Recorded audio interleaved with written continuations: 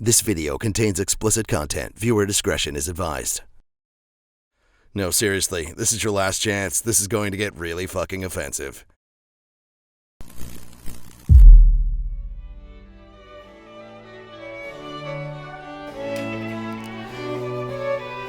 What's going on? Glad to see you.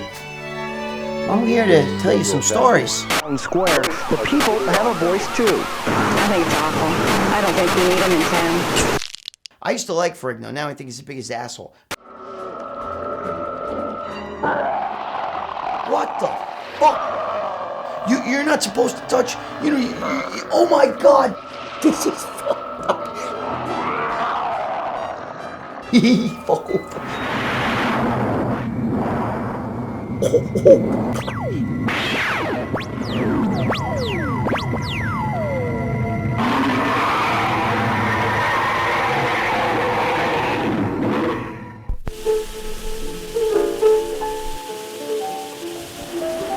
Ferrigno was doing triceps on a machine again, and I was doing triceps right next to him. And I was trying to go so heavy to hang out, like to hang with the other guys, that when I would put, like, I was 160 pounds, I'd put like 200 pounds and try to get it down, and the fucking thing was lifting me up off the ground. And I remember Mike Christian coming over and going, Greg, can I ask you a question? Well, what the fuck are you doing? Like, what is that exercise? Because I was over there jumping, I would jump, you know what I mean?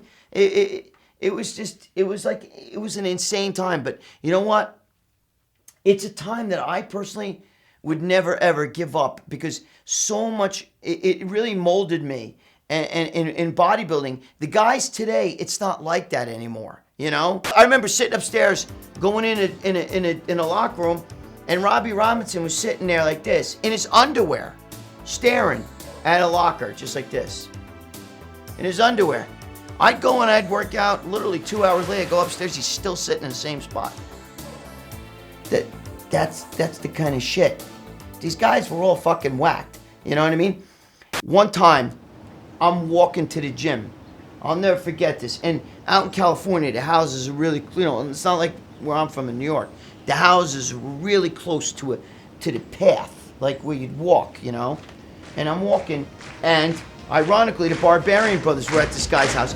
Soar like an eagle, you want to be the best. You got to be yourself, then not follow all the rest. And I see birds all outside, and they're pecking like this on a sidewalk. And I'm, look at these like mob of birds. And I see I think it was Peter Barbarian, was over the railing and throwing up. I mean, these guys had a thing about it. They would eat and vomit. By the way, Arnold vomited too. Arnold used to vomit. Okay, not all the time, but if he had food in his stomach, he would throw up when he worked out.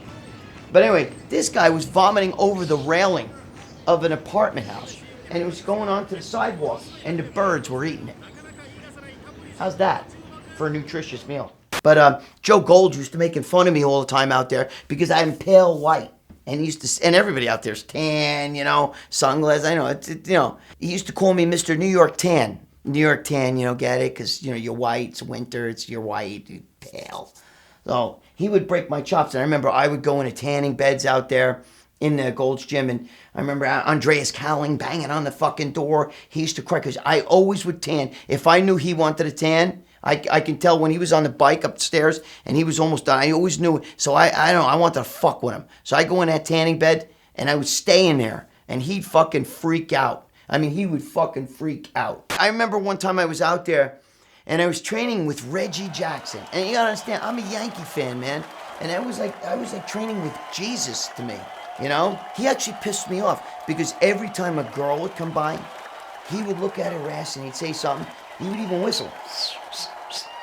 Like this. And the girl would turn and look at him, and I'd be like, oh my God, I hope she knows that's him and not me. I was there when they filmed Pumping Iron the Women. And Mike Menser was having a problem with one of these European guys. His name was Julian Blumhardt. Okay? I think he's dead. I don't know. You can Google him. But I know that was his name, Julian Blumhardt. He was like the Dutch IFBB official or something. And when you look in the magazines and you see that picture of all the guys out in front of Gold's Gym, that day, I saw Julian Blumhardt. I don't know what he said to Mike Mentzer, but one of the guys that was in that picture was a big bodybuilder, walks up and punches Julian Blumhardt right where the water fountain was and knocked him through the wall. Knocked him so hard, it split his lip up, and he went through the wall into the next room. That's how hard he hit him. He was a big fat, official. It was a nut house. And Mike Christian, who I became friends with, I remember going to Mike Christian's house. He actually gave me the Underground Steroid Handbook. It was so cool, I didn't even know what the hell it was, but he goes, here, check this out. He actually was a caretaker. He had just won Mr. California. He wasn't even a pro. And he actually took care of like a hotel or something like that. I remember he used to take care of the pool. And it was like a maid's quarters. And he lived in a maid's quarters with a girl. Remember, she made soup, and she was asking me, do you want soup, But I was in his house, and he gave me the Underground Steroid Handbook. Anyway, and he was a good guy. I really liked Mike Christian. He was a very charismatic guy. And we got along really well. But he had a side to him that was, if you got him mad, don't fucking piss him off. Don't fucking piss. Now, I saw him one time go after Victor. Victor Richards and I had a run-in. It's ironic because right now I'm working with Muscle Sport Mag, and we kind of just got Victor Richards on board, and we're good. He pissed off Mike Christian one day. He was in a really, really bad mood. In the back of Gold's Gym, there's a chain link fence, like a schoolyard fence, that stops you from going. There's a big bay door that you open it up, big bay door, and then there was a chain link fence to stop people from coming in and out. And there was a little parking lot back there. And Victor Richards was in a parking lot. I remember he was like this, on the chain link fence, looking in, and he's telling Mike Christian, please, Mike, I didn't do nothing, Mike.